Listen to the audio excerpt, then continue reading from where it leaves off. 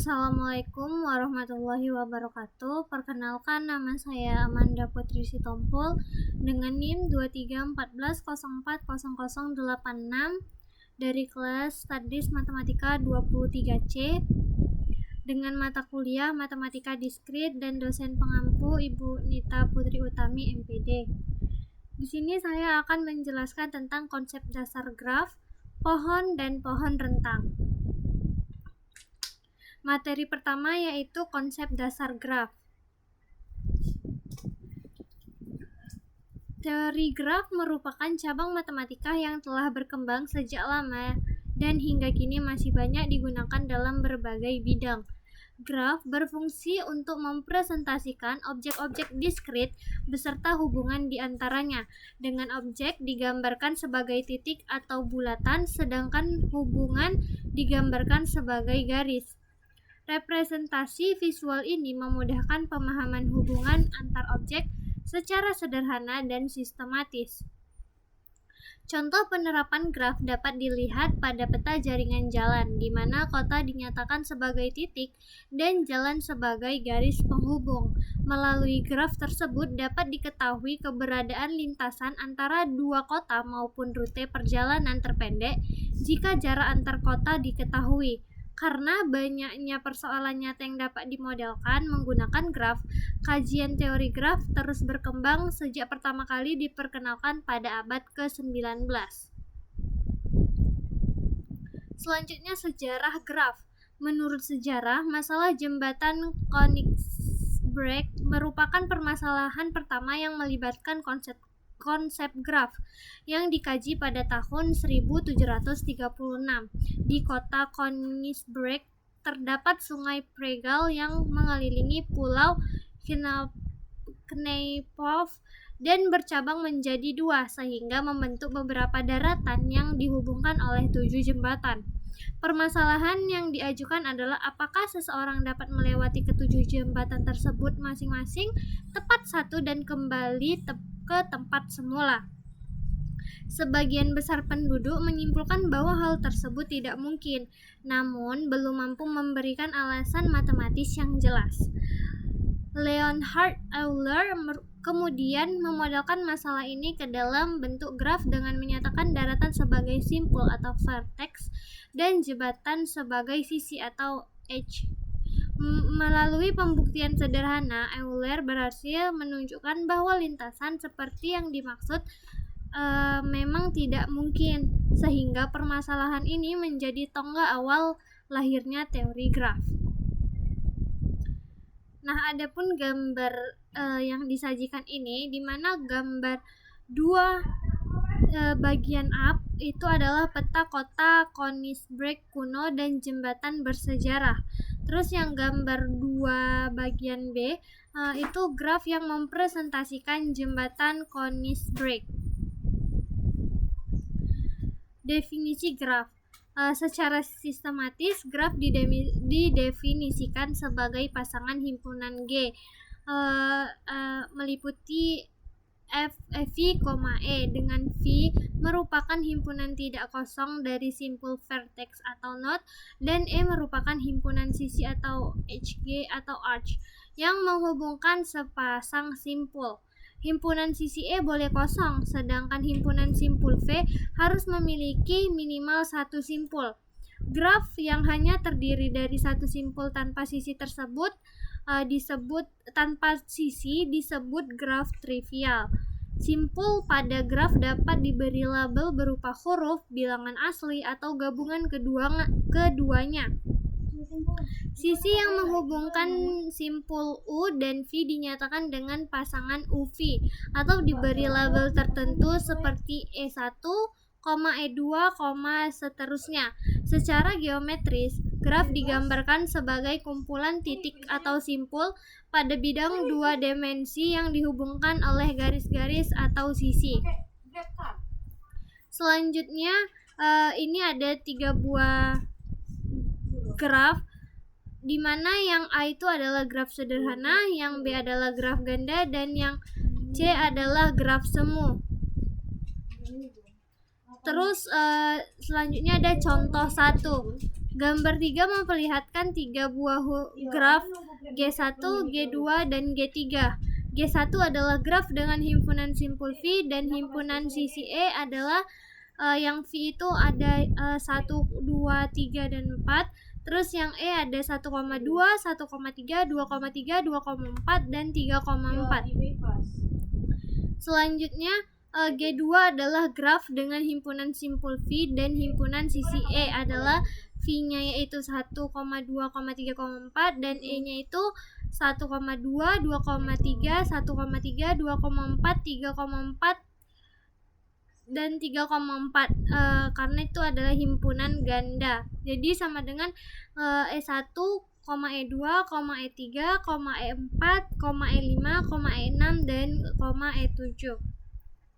G3 adalah graf dengan himpunan simpul V dan himpunan sisi E adalah dimana V-nya itu ada 1, 2, 3, dan 4 dan E-nya itu ada 1,2, 2,3, 1,3, 1,3, 2,4, 3,4, 3,4, dan 3,4. Nah, disimpulan itu adalah himpunan ganda sama dengan E1, E2, E3, E4, E5, E6, E7, dan E8.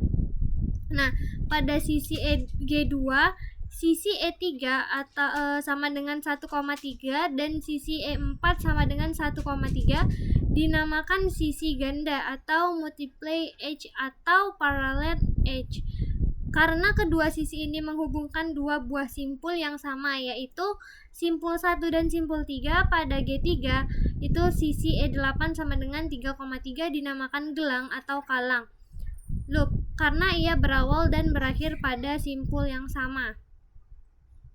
Selanjutnya jenis-jenis graf. Graf dapat dikelompokkan berdasarkan ada tidaknya sisi ganda atau gelang, jumlah simpul, serta orientasi arah sisi. Berdasarkan keberadaan sisi ganda dan gelang, graf dibedakan menjadi dua jenis utama, yaitu graf sederhana dan graf tak sederhana. Graf sederhana adalah graf yang tidak memiliki sisi ganda maupun gelang. Pada graf ini, setiap sisi merupakan pasangan tak terurut atau U, V, sehingga U, V sama dengan V, U. Sebaliknya, graf tak sederhana adalah graf yang mengandung sisi ganda atau gelang. Graf tak sederhana terdiri dari graf ganda atau multigraf, yaitu graf yang memiliki lebih dari satu sisi yang menghubungkan pasangan simpul yang sama, serta graf semu atau pseudograf, yaitu graf yang mengandung gelang, yaitu sisi yang menghubungkan suatu simpul dengan dirinya sendiri. Banyaknya simpul pada graf dinyatakan dengan N mutlak sama dengan mutlak V, dan banyaknya sisi dinyatakan dengan M sama dengan mutlak E. Nah, berdasarkan ada atau tidaknya orientasi arah pada sisi, graf dibedakan menjadi dua jenis, yaitu graf tak terarah dan graf berarah. Graf tak terarah atau undirected graph adalah graf yang sisinya tidak memiliki arah, sehingga urutan pasangannya simpul tidak diperhatikan, yaitu U, V sama dengan V, U. Nah, graf jenis ini umum digunakan untuk memodelkan hubungan dua arah, seperti jaringan telepon yang dapat beroperasi bolak-balik. Selanjutnya, graf berarah atau directed graph atau digraph adalah graf yang setiap sisinya memiliki orientasi arah yang disebut busur atau arch. Pada graf berarah, U, V tidak sama dengan U, V, U, di mana U adalah simpul asal dan V adalah simpul tujuan. Graf berarah sering digunakan untuk mempresentasikan aliran proses, lalu lintas satu arah, dan sistem dengan hubungan searah. Pada graf berarah, gelang diperbolehkan, tetapi sisi ganda tidak. Nah, selanjutnya ada gambar A, G4, dan B, G5, di mana A itu menunjukkan graf berarah dan B itu menunjukkan graf ganda berarah. Definisi graf dapat diperluas sehingga mencakup graf berarah, graf ganda berarah atau directed multigraph. Pada graf ganda berarah, gelang dan sisi ganda diperbolehkan ada. Nah, G5 pada gambar 4 yang bagian B adalah contoh graf ganda berarah. Selanjutnya ada contoh terapan graf. Yang pertama ada jaringan jalan atau peta kota, di mana graf digunakan untuk memodelkan persimpangan sebagai simpul dan jalan sebagai sisi sehingga dapat menentukan rute terpendek atau jalur alternatif. Yang kedua, jejaring sosial, di mana pengguna direpresentasikan sebagai simpul dan hubungan antar pengguna sebagai sisi untuk menganalisis interaksi dan penyebaran informasi. Yang ketiga ada jaringan komputer atau internet, di mana perangkat jaringan dimodelkan sebagai simpul dan koneksi sebagai sisi untuk menganalisis aliran data dan kinerja jaringan. Yang keempat ada struktur organisasi. Graf menggambarkan hubungan antara individu atau jabatan sebagai simpul dan sisi untuk memvisualisasikan alur komunikasi. Dan yang kelima ada penjadwalan, di mana awalan direpresentasikan sebagai simpul dan konflik waktu sebagai sisi untuk membantu penyusunan jadwal yang efisien tanpa bentrokan. Selanjutnya kita masuk ke terminologi graf, di mana terminologi graf adalah kumpulan istilah penting yang digunakan untuk menjelaskan bagian-bagian sebuah graf. Dengan memahami terminologi ini, kita dapat membaca, menggambar, dan menganalisis graf dengan benar. Yang pertama ada bertetangga atau adjacent, di mana dua simpul pada graf tak terarah G dikatakan bertetangga bila keduanya terhubung langsung dengan sebuah sisi. Nah, dilihat pada gambar, simpul 1 bertetangga dengan simpul 2 dan 3, tetapi simpul 1 tidak bertetangga dengan simpul 4. Yang kedua ada bersisian atau incident, di mana suatu sisi dikatakan bersisian dengan suatu simpul apabila sisi tersebut berhubungan dengan simpul tersebut secara langsung. Kita lihat pada gambar, sisi 2,3 bersisian dengan simpul 2 dan 3. Terus sisi 2,4 bersisian dengan simpul 2 dan simpul 4. Tetapi sisi 1,2 tidak bersisian dengan simpul 4. Nah, selanjutnya yang ketiga ada simpul terpencil, di mana simpul terpencil ialah simpul yang tidak memiliki sisi yang terhubung dengannya, atau dapat juga dinyatakan bahwa simpul terpencil adalah simpul yang tidak satupun bertetangga dengan simpul-simpul lainnya. Kalau kita lihat pada gambar di bawah itu, simpul 5 adalah simpul terpencil, karena dia itu tadi tidak satupun bertetangga dengan simpul-simpul lainnya. Nah, yang keempat ada graf kosong atau null graph atau empty graph, di mana graf kosong merupakan graf yang tidak memiliki sisi namun masih memiliki himpunan titik yang berjumlah lebih dari 1 atau sama dengan 1, ditulis sebagai n kali n besar n kecil, di mana n adalah jumlah simpul. Nah, kita lihat pada gambar itu hanya ada titik-titik dan n-nya itu ada 5, kan jumlah simpulnya itu 5. Oke, selanjutnya yang kelima ada derajat atau degree. Dalam graf tidak berarah, derajat suatu simpul merupakan jumlah sisi yang bersisihan secara langsung dengan simpul tersebut. Sedangkan dalam graf berarah, derajat terbagi menjadi 2, yaitu derajat masuk atau dilambangkan dengan D kecil in, dan derajat keluar dilambangkan dengan D out. Terus yang ke-6 ada lintasan atau path.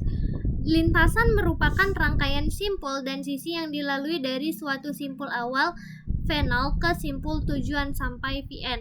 Nah, penulisannya ditulis berselang-seling antara simpul dan sisi dengan bentuk E1, V1, E2, V2, sampai Vn kurang 1, En, Vn. Sedemikian sehingga E1 sama dengan V0, V1, terus E2 sama dengan V1, V2 sampai In, di mana sama dengan Vn kurang 1 Vn. Vn adalah sisi-sisi dari graf G. Nah, selanjutnya ketujuh ada sirkuit atau siklus. Nah, siklus atau sirkuit ini adalah lintasan yang berawal dan berakhir pada simpul yang sama. Selanjutnya ada ke-8 terhubung atau connected. Dalam graf tak berarah, graf dikatakan terhubung jika pada setiap simpulnya terdapat sisi yang menghubungkannya, dan untuk setiap sisi tersebut terdapat sisi yang dapat mencapainya. Dalam graf berarah, graf dikatakan terhubung jika graf tak berarahnya juga terhubung. Dan yang ke-9 ada upagraf atau subgraf dan komplement upagraf. Jika terdapat graf G V, E dan graf G1 V1, E1 disebut upgraf dari G jika V1 merupakan himpunan bagian V dan E1 merupakan himpunan bagian dari E. Bagian yang tidak termasuk upagraf disebut dengan komplement upagraf. Nah, komplement dari upagraf G1 terdapat graf G adalah graf G2 sama dengan V2, E2. Sedemikian sehingga E2 sama dengan E dikurang E1 dan V2 adalah simpul yang anggota E2 bersisian dengannya. Selanjutnya ada upagraf merentang, di mana upagraf G1 sama dengan V1, E1 dan graf G V, E dikatakan upagraf merentang jika upagraf G1 mengandung semua simpul dari G. Terus yang selanjutnya ada cutset, di mana cutset adalah himpunan sisi dari graf terhubung G yang apabila dibuang dari G akan menyebabkan graf G menjadi graf tidak terhubung. Jadi, cutset selalu menghasilkan dua buah komponen terhubung. Selanjutnya ada graf berbobot, di mana graf berbobot adalah graf yang setiap sisinya diberi sebuah harga atau bobot. Oke, selanjutnya masuk graf sederhana khusus. Graf yang pertama ada graf lengkap atau complete graph. Graf lengkap adalah graf sederhana yang setiap simpulnya terhubung dengan semua simpul lain. Graf lengkap dengan n simpul dilambangkan dengan Kn, di mana setiap simpul berderajat n kurang 1. Nah, jumlah sisi pada graf lengkap adalah n dikali n kurang 2 per 2. Nah, ini adalah gambar dari graf lengkap, di mana dari ada K1, K2, K3, K4 sampai K6. Selanjutnya ada graf lingkaran atau cycle graph, di mana graf lingkaran adalah graf sederhana yang setiap simpulnya berderajat 2 dan dilambangkan dengan Cn. Simpul-simpulnya membentuk lintasan tertutup, di mana simpul terakhir terhubung kembali ke simpul pertama. Graf ini banyak diterapkan pada topologi jaringan komputer berbentuk cincin atau ring topologi. Nah, di bawah ini adalah graf lingkaran yang C3, C4, C5, dan C6. Selanjutnya ada graf teratur atau regular graph, di mana graf teratur adalah graf yang semua simpulnya memiliki derajat yang sama. Jika derajat setiap simpul adalah R, maka graf tersebut disebut graf teratur berderajat R. Jumlah sisi pada graf teratur dengan n simpul adalah nr per 2. Graf lengkap Kn merupakan graf teratur berderajat n kurang 1, sedangkan graf lingkaran Cn merupakan graf teratur berderajat 2. Nah, ini ada 3 gambar, di mana graf I1 pada gambar di atas adalah graf teratur berderajat 3 dengan 4 buah simpul. Terus yang titik 2 I2 graf teratur derajat 3 dengan 6 buah simpul, dan I3 adalah graf teratur derajat 3 dengan 8 buah simpul. Selanjutnya ada graf bipartit, di mana graf bipartit adalah graf yang himpunan simpulnya dapat dibagi menjadi dua himpunan, yaitu V1 dan V2. Setiap sehingga setiap sisi selalu menghubungkan simpul dari V1 ke simpul dari V2. Tidak ada sisi yang menghubungkan dua simpul dalam himpunan yang sama. Jika setiap simpul di V1 terhubung dengan semua simpul di V2, maka graf tersebut disebut graf bipartit lengkap dan dilambangkan dengan Km, N, di mana jumlah sisi pada graf bipartit lengkap adalah Mn. Nah, ini adalah gambar dari graf bipartit. Selanjutnya ada pewarnaan graf. Pewarnaan graf adalah proses pemberian warna pada simpul, sisi, atau wilayah pada graf dengan ketentuan bahwa elemen-elemen yang bertetangga harus memiliki warna yang berbeda. Nah, yang pertama itu ada pewarnaan simpul, di mana pemberian warna pada simpul-simpul graf sehingga setiap dua simpul yang bertetangga memiliki warna yang berbeda. Yang kedua ada pewarnaan sisi, di mana pemberian warna pada sisi-sisi graf sehingga tidak ada dua sisi yang bertetangga memiliki warna yang sama. Dan yang ketiga ada pewarnaan wilayah, itu pemberian warna pada wilayah atau bidang pada graf sehingga setiap wilayah yang bersebelahan memiliki warna yang berbeda. Nah, kita memasuki contoh. Contoh pertama, graf memiliki simpul A, B, C, E dan sisi seperti pada gambar. Nah, itu adalah gambarnya yang menghubungkan satu sama lain. Nah, tentu terus yang ditanya itu yang pertama jenis graf, sederhana atau tak sederhana, berarah atau tak berarah. Terus yang B ada derajat setiap simpul. Jadi yang kita jawab dulu jenis grafnya. Kalau kita lihat dari gambar yang tertera itu, graf ini merupakan graf sederhana karena tidak ada sisi ganda atau gelang dan dia tak berarah. Terus yang kedua ada derajat simpul, di mana derajat A sama dengan 2, yang derajat B sama dengan 2, yang derajat C sama dengan 2, derajat D sama dengan 3, dan derajat E sama dengan 1. Itulah contoh 1 dan penyelesaiannya. Selanjutnya contoh 2, gambarkan graf lengkap Kn. Terus yang kedua, hitung jumlah sisi Kn dan Cn, di mana graf lingkaran 4 simpul. Kita jawab Kn graf lengkap 4 simpul. Jadi kita buat kayak A, B, C, dan D, dan kita hubungkan garisnya itu yang A ke B, terus A ke C, baru B ke D. Nah, terus ada lambang positif dan negatifnya. Nah, selanjutnya kita akan menghitung jumlah sisi, di mana Kn itu kan 4, terus dengan 4 dikurang 1 per 2 sama dengan 6, dan Cn-nya yang kita tahu adalah 4. Selanjutnya contoh ketiga, buat graf bipartit lengkap K2, 3 dengan himpunan simpul di mana V1 sama dengan A, B dan V2-nya 1, 2, 3. Nah, kita jawab graf bipartit lengkapnya A1, A2, A3, baru B1, B2, B3. Jadi jumlah sisinya itu sama dengan 2 dikali 3,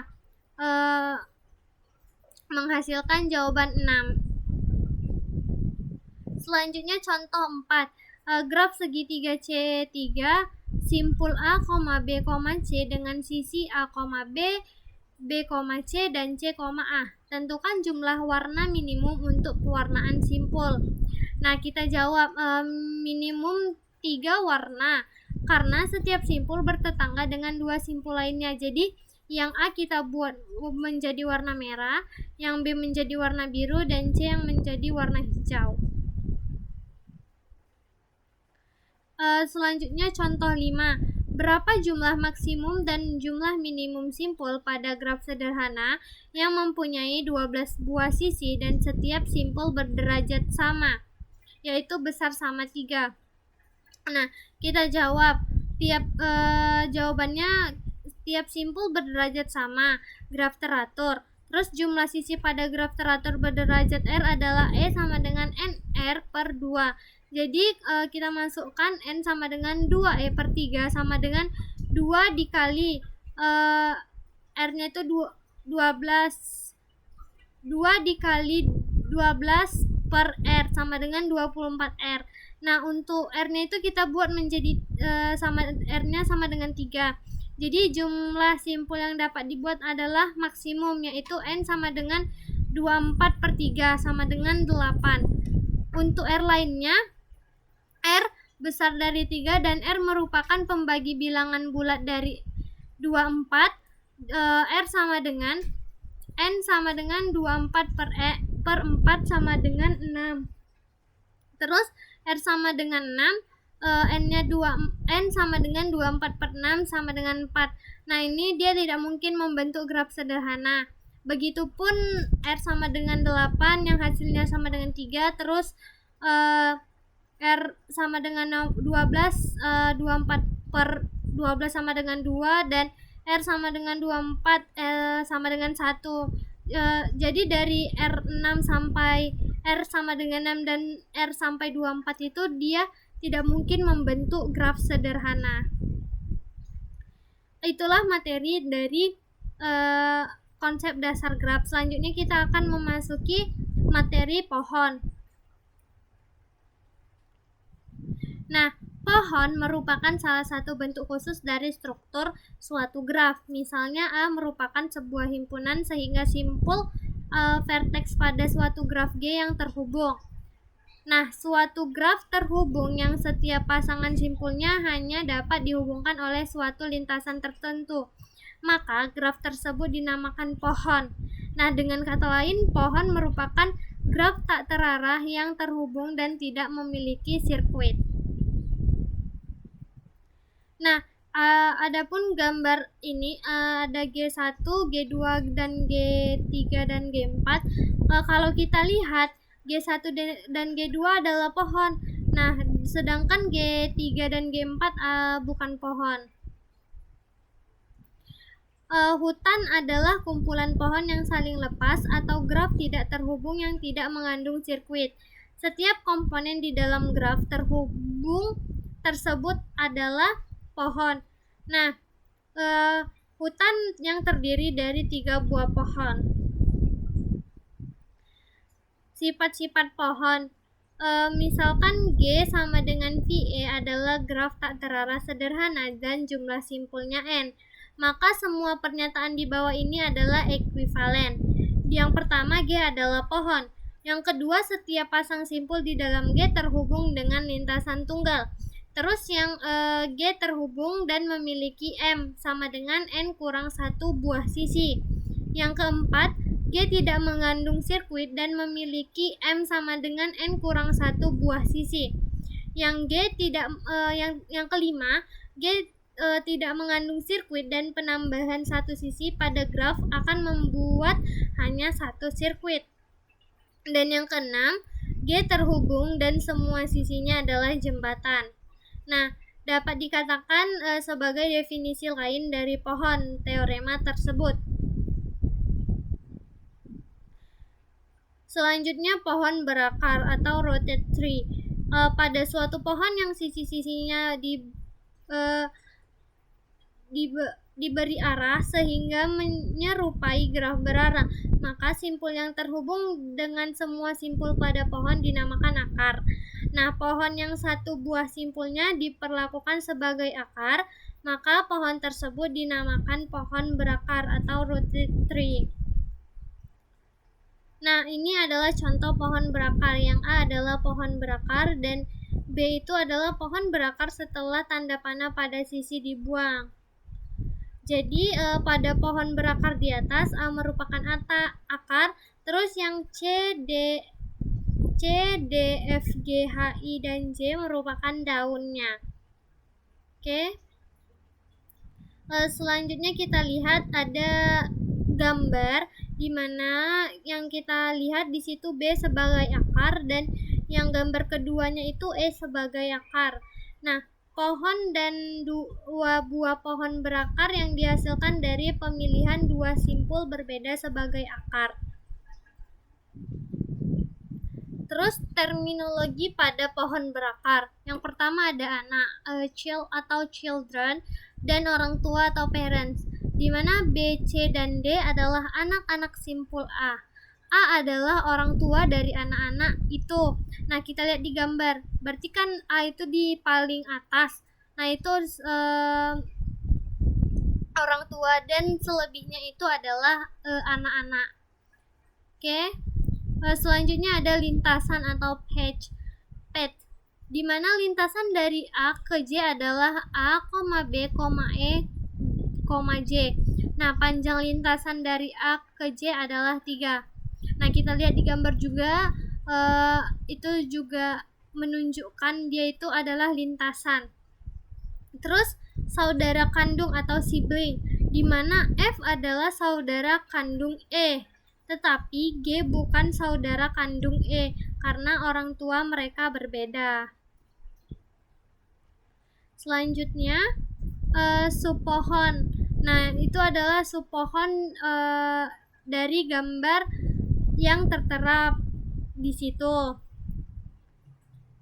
Nah, selanjutnya ada derajat atau degree, di mana derajat adalah simpul. Derajat sebuah simpul adalah jumlah anak pada simpul tersebut.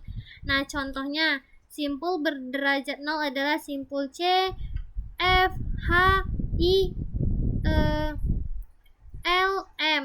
Terus simpul berderajat 1 adalah simpul D dan juga simpul G. Terus simpul berderajat 2 adalah simpul B dan K. Dan simpul berderajat 3 adalah simpul A dan E. Nah, jadi derajat yang dimaksud adalah derajat keluar. Derajat maksimum dari semua simpul merupakan derajat pohon itu sendiri. Pohon di samping itu adalah pohon berderajat 3.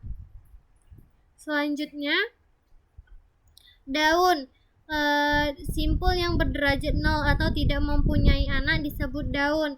Nah, simpulnya itu ada H, ada I, ada J, ada F, ada C, dan ada L, dan ada M adalah pohon. Terus simpul dalam. Nah, simpul dalam itu simpul yang mempunyai anak adalah simpul dalam. Simpulnya itu terdiri dari simpul B, D, E, G, dan K. Itu adalah termasuk ke dalam simpul dalam. Selanjutnya ada aras atau level atau tingkat. Nah, kita lihat pada gambar itu ada arasnya, di mana A itu 0, terus D itu 1, terus G itu 2, K itu 3, dan M itu 4. Nah, tinggi atau height atau kedalaman deep. Arah maksimum dari suatu pohon disebut tinggi atau kedalaman pohon tersebut. Nah, pohon di atas mempunyai tingginya itu 4, seperti pada gambar. Selanjutnya yaitu pohon terurut atau ordered tree, di mana pohon berakar yang urutan anak-anaknya penting disebut pohon terurut. Nah, itu ada gambar A dan B. Nah, kalau kita lihat, A dan B adalah dua pohon terurut yang berbeda. Selanjutnya ada pohon NRE, di mana pohon berakar yang setiap simpul cabangnya mempunyai paling banyak buah anak-anak. Nah, disebut itu pohon NRE. Nah, kita lihat di situ ada gambar kayak pohon parsing dari kalimat a tall boy wears a red hat. Itu ada sentence, subject, verb, object, terus article, baru sampai dia di terakhir. Nah, pohon NRE dikatakan teratur atau penuh, full, jika setiap simpul cabangnya mempunyai tepat n anak. Oke, selanjutnya ada pohon binar atau binary tree. Nah, adalah pohon-pohon NRE dengan n sama dengan 2, di mana pohon yang paling penting karena banyak aplikasinya. Terus setiap simpul di dalam pohon binar mempunyai paling banyak 2 buah anak, Dibedakan antara anak kiri left child dan anak kanan right child. Karena ada perbedaan urutan anak, maka pohon biner adalah pohon terurut. Nah, kita tengok gambar. Yang gambar A itu adalah pohon condong kiri dan B adalah pohon condong kanan. Next. Selanjutnya ada pohon biner seimbang. Pada beberapa aplikasi diinginkan tinggi upah pohon kiri dan tinggi upah pohon kanan yang seimbang, yaitu berbeda maksimal 1. Nah, kita lihat di gambar ini ada T1, T2, T3. Nah, gambar T1 dan T2 adalah pohon seimbang, sedangkan T3 bukan pohon seimbang. Selanjutnya ada terapan pohon biner. Yang pertama ada pohon ekspresi, di mana pohon ekspresi aritmatika A tambah B kali C per D tambah E dapat dinyatakan dalam suatu pohon biner, di mana peubah sebagai daun dan operator aritmatika sebagai simpul dalam dan akar. Nah, kita lihat di gambar itu adalah pohon ekspresi dari A tambah B dikali C per D tambah E. Oke, selanjutnya ada pohon keputusan. Nah, gambar di atas itu adalah pohon keputusan untuk mengurutkan 3 buah elemen. Selanjutnya, kode awalan atau prefix code, di mana kode awalan merupakan himpunan kode. Salah satunya adalah kode biner. Sedemikian sehingga tidak ada anggota himpunan yang merupakan awalan dari kode yang lain. Nah, kita lihat di gambar contoh. Yang A 000,010,011,11. Nah, merupakan kode awalan. Terus yang B 001,010,01,11 merupakan ini bukan merupakan kode awalan karena 01 merupakan awalan dari 010. Selanjutnya ada kode Huffman, di mana kode Huffman merupakan salah satu metode pengkodean dalam hal kompresi data. Nah, kita perhatikan tabel kode A, S, C, I berikut. Nah, di simbol ini ada simbol A, B, C, D. Dan kodenya itu yang pertama ada 010001, 010010, 01000011, 01000100. Nah, jadi rangkaian bit untuk string dari A, B, A, C, C, D, A yaitu 1.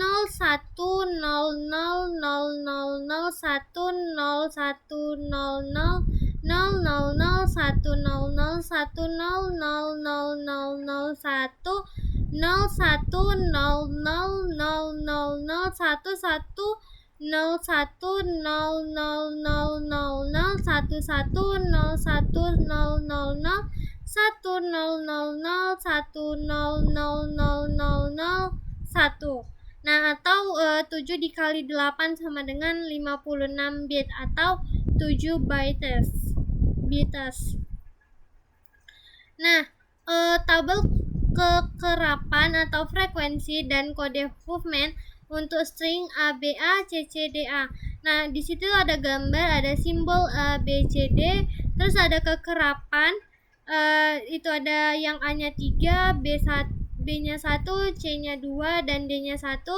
Terus ada peluang yang A itu 3/7, terus B 1/7, C-nya 2/7, D-nya 1/7.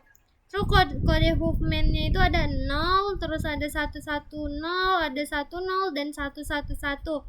Nah, sehingga rangkaian bit untuk string A, B, A, C, C, D, A ini yaitu 0110010101110. Nah, atau 13 bit. Selanjutnya ada algoritma pembentukan kode Huffman. Yang pertama, pilih 2 simbol dengan peluang probability paling kecil. Nah, pada contoh di atas yaitu simbol B dan D.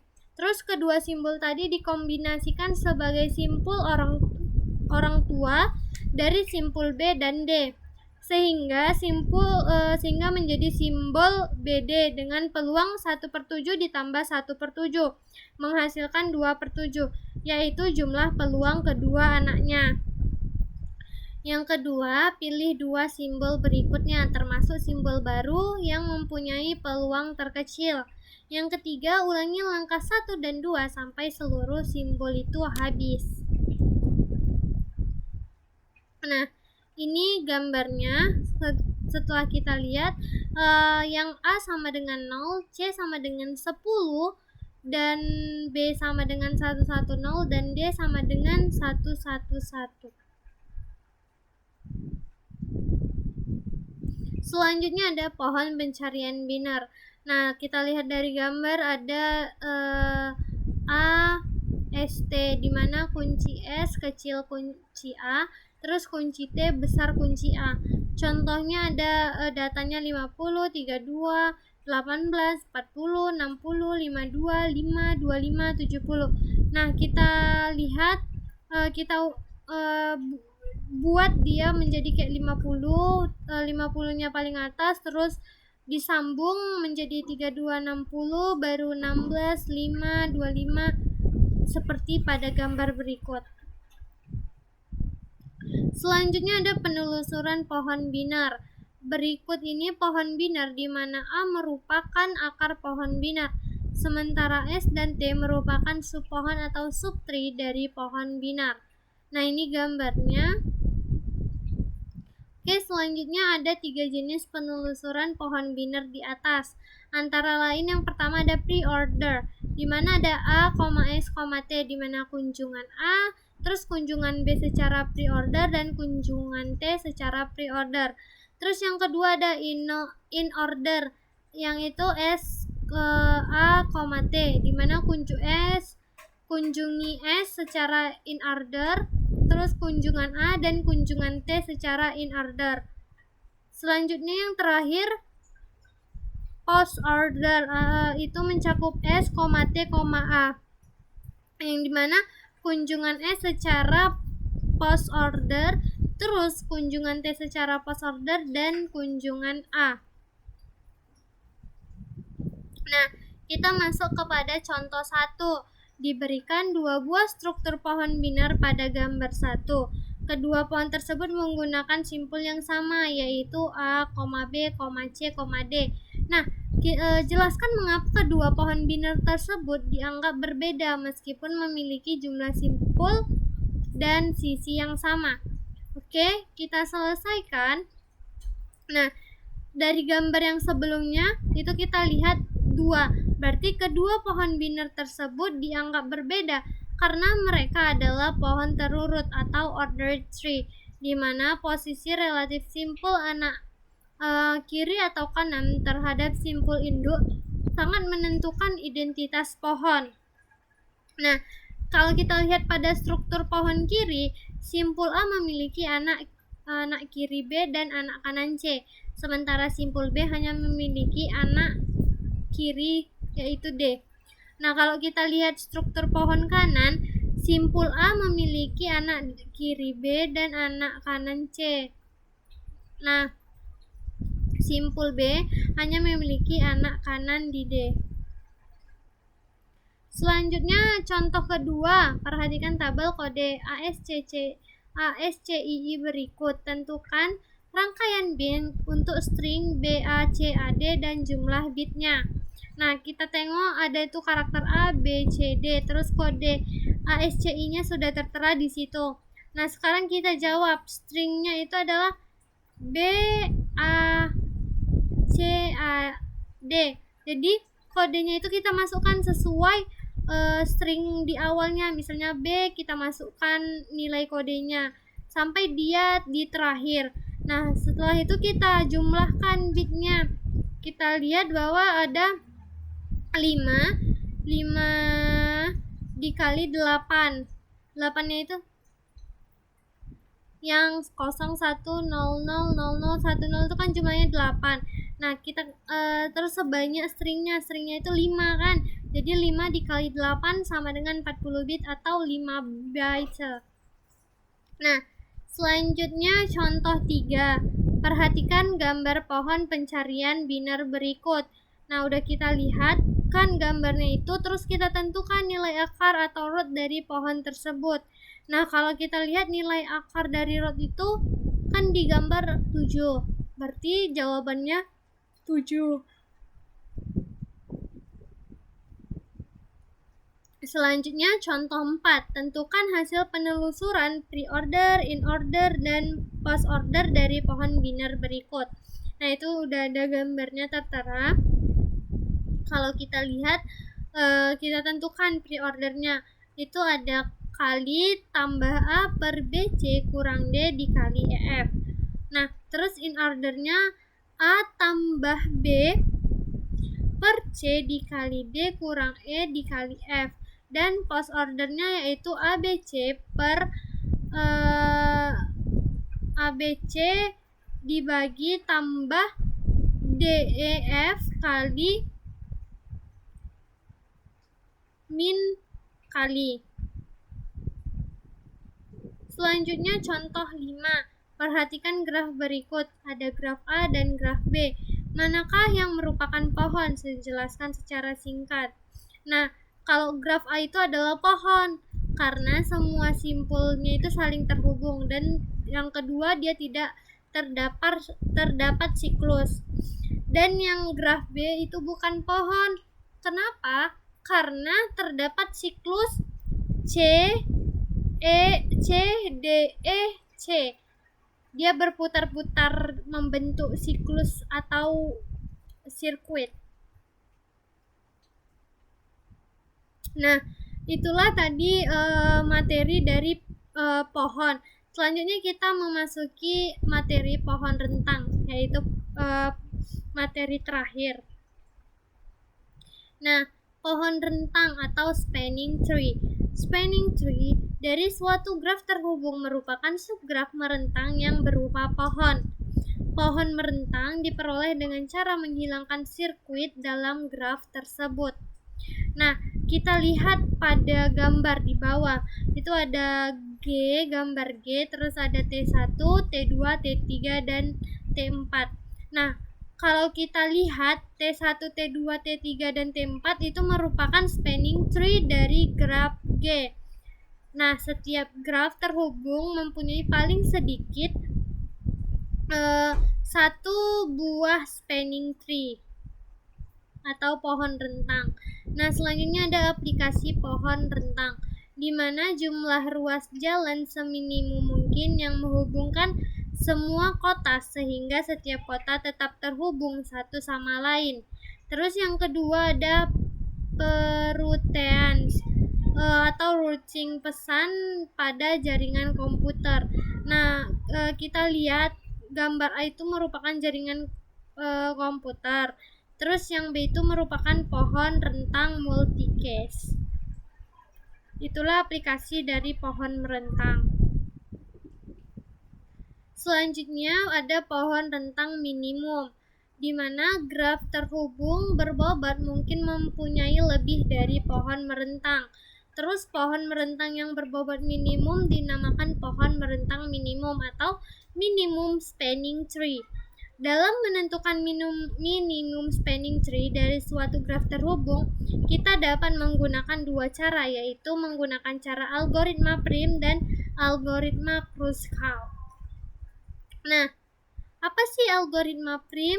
Nah, algoritma prim itu mempunyai langkah-langkah. Yang pertama, pilih sisi dari graf G yang berbobot minimum, terus masukkan ke dalam T.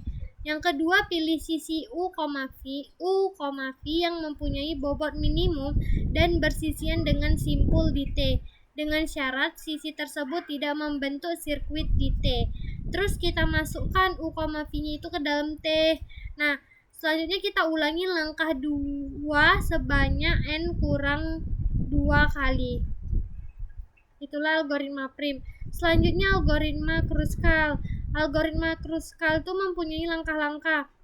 Langkah-langkah paling dasar tuh yang pertama, sisi-sisi dari graf sudah diurut menaik berdasar bobotnya dari bobot kecil ke bobot yang besar. Terus langkah satunya itu 7 masih kosong. Terus langkah 2 pilih sisi U, V dengan bobot minimum yang tidak membentuk sirkuit di 7. Terus tambahkan U, V ke dalam T. Terus langkah 3-nya itu ulangi langkah 2 sebanyak 1 kali. Nah, kita masuk ke contoh satunya itu tentukan minimum spanning tree graph berikut menggunakan algoritma prim. Nah, kita tengok itu kan ada kayak C yang menghubungkan ke A 4, terus CB 3, terus BA itu 5, dan sampai yang di terakhir yang saling menghubungkan titik-titiknya gitu kan. Nah, kita jawab. Yang pertama itu kita pilih sisi FG sehingga kita mempunyai T, FG, FG. Nah, terus kenapa kita itu karena pilih atau lihat dia nilainya itu yang paling minimum. Terus selanjutnya itu dia tidak membentuk sirkuit kalau dihubungkan dengan yang lain garisnya gitu, kalau kita tarik garisnya. Jadi itu adalah syaratnya. Nah, terus di jawaban sini kita lihat pilih sisi IF karena sisi tersebut berbobot minimum yang bersisian dengan simpul V. Nah, sesuai dengan yang dibilang tadi. Terus pilih sisi AE dan GH karena berbobot minimum yang bersisian dengan simpul pada T, yaitu E dan G. Ya, terus pilih sisi AC dan AD karena berbobot minimum yang bersisian dengan simpul A. Dan yang selanjutnya pilih sisi BE yang bersisian dengan simpul C. Nah, udah kita cari semuanya dan dia tidak membentuk sirkuit. Terus kita totalkan bobotnya dari spanning tree itu mendapatkan 2 tambah 3 tambah 4 tambah 4 tambah 4 tambah 4 tambah 3 kan menghasilkan jumlahnya itu 24. Nah, selanjutnya contoh 2, tentukan minimum spanning tree graph berikut menggunakan algoritma Kruskal. Nah, kita perhatikan gambarnya. Selanjutnya kita jawab. Nah, kita lihat T1-nya itu kan masih T-nya itu masih kosong. Terus pilih FG yang berbobot minimum yang tidak membentuk sirkuit di T. Nah, kita lihat kan FG itu 2 dan dia tidak membentuk sirkuit di T-nya. Nah, selanjutnya masukkan sisi yang berbobot 3 sehingga terbentuk CB-nya itu 3, terus E ke F itu 3 dan F ke G itu adalah 2. Nah, begitu seterusnya agar dia tidak intinya dia nggak boleh membentuk sirkuit gitu. Nah, udah kita cari, dapatlah gambarnya akhirannya kayak gini. Jadi kita mempunyai total bobot, kita tambahkan lagi kan 2 tambah 3 tambah 4 tambah 4 tambah 4 tambah 3 menghasilkan 24. Nah, contoh yang ketiga itu berapa banyak pohon rentang minimumnya. Nah, kita lihat ini kan gambar tersebut masih membentuk sirkuit. Jadi biar dia tidak membuat sirkuit itu dan dia itu merentang minimum, kita jawab. Nah, dia ada 3 pohon merentang. Nah, kalau kita lihat di gambar pertama kan dia tidak membentuk sirkuit dan ada yang dihilangkan garisnya. Dan kalau kita jumlahkan semuanya yaitu 36, sama dengan gambar kedua maupun ketiga. Kalau kita hitung semua bobotnya, dia akan menghasilkan nilai 36. Nah, selanjutnya contoh 4. Diberikan graf terhubung berikut. Tentukan salah satu pohon rentang dari graf tersebut. Kita lihat, sudah kita lihat gambarnya, kita akan menyelesaikannya. Nah, kita hilangkan salah satu pohon rentang yang mungkin gitu kan. Kita hilangkan garis yang menghubungkan antara B dengan D. Jadi sisi yang dipilihnya itu adalah AB, AC dan CD. Nah, ini akan membentuk satu pohon rentang. Selanjutnya ada contoh kelima, yaitu suatu graf memiliki 5 simpul dan 7 sisi. Jika diambil sebuah pohon rentang, berapa jumlah sisi pada pohon rentang tersebut? Nah, jumlah sisi pada pohon rentang itu adalah 5 dikurang 1 sama dengan 4, sesuai dengan ketentuannya. Mungkin itu saja yang itu sajalah yang saya bahas dan saya jelaskan mengenai konsep dasar graf, pohon, dan pohon rentang. Jika ada kurang dan salah kata, saya mohon maaf. Saya akhiri, wabillahi taufiq wal hidayah. Wassalamualaikum warahmatullahi wabarakatuh.